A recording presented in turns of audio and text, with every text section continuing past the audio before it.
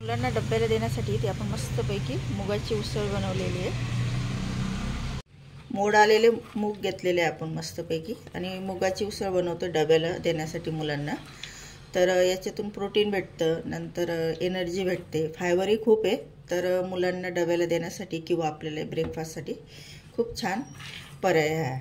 तर आता आपण याची मस्तपैकी उसळ बनवूया कोरडी। इथे आपण 2-3 पाण्यात स्वच्छ मुगाची उसळ धुवून घ्यायची आहे। नंतर इथे 2 कांदे कापून घेतले आपण मोठ्या साईजचे आणि 2 टोमॅटो। आणि आता आपण फोडणी देऊया। कढईत आपण तेल टाकून घेऊया। तेल टाकू द्यायचं आधी। आता आपण त्याच्यात अर्धा चमचा मोहरी टाकून घेऊया। मोहरी छान तडतडू द्यायची। जिरं आणि ओवा। गॅस कमी करायचं आणि कढीपत्ता टाकून द्यायचा। कांदा, तर कांदा छान शिजण्यासाठी आणि लाल होण्यासाठी मीठ टाकलं आपण।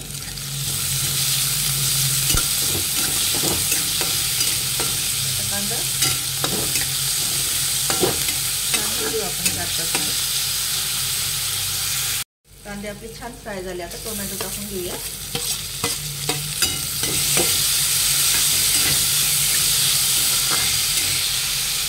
याच्यात आपल्याला हे लसूण आणि आलं आपण एकत्र कुटून घेतलेले आहे ते टाकून घेऊया। त्याच्यामुळे टेस्ट खूप छान येते।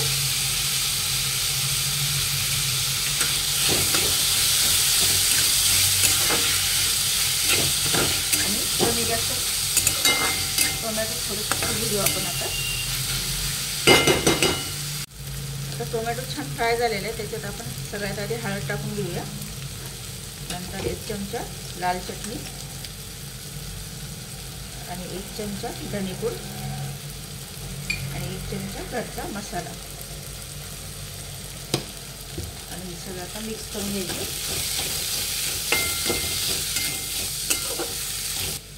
आणि आता ही मुगाची उसळ टाकून घेऊया त्याच्यात।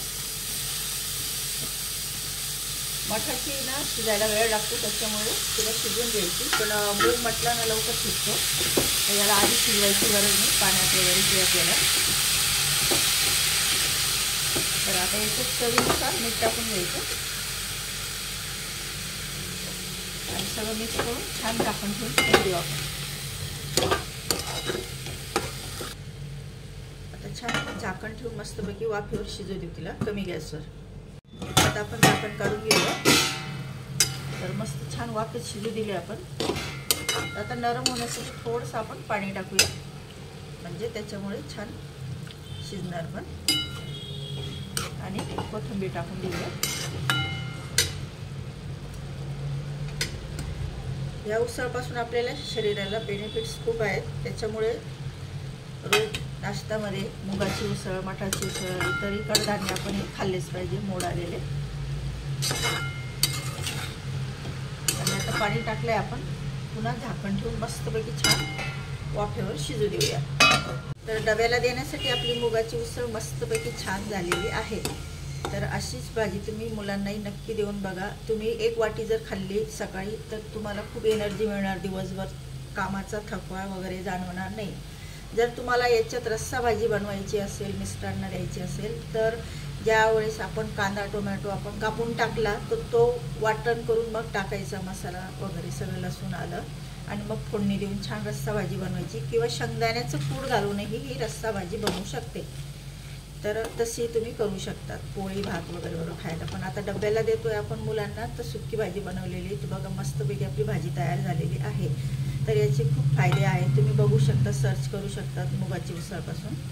तर इथे आपण हेल्दी टिफिन रेसिपी बनवलेली। माझ्या मैत्रिणींनो आणि ताईंनो व्हिडिओ आवडल्यास लाईक करा, शेअर करा आणि कमेंट करून सांगा। ज्यांनी सबस्क्राईब केलं नसेल त्यांनी सबस्क्राईब करा, शेजारी बेल आयकॉनला प्रेस करा, म्हणजे माझ्या येणाऱ्या रेसिपी तुमच्यापर्यंत पोहोचतील। तर भेटू आपण अशाच चमचमीत नवीन रेसिपीमध्ये। Thank you for watching my video.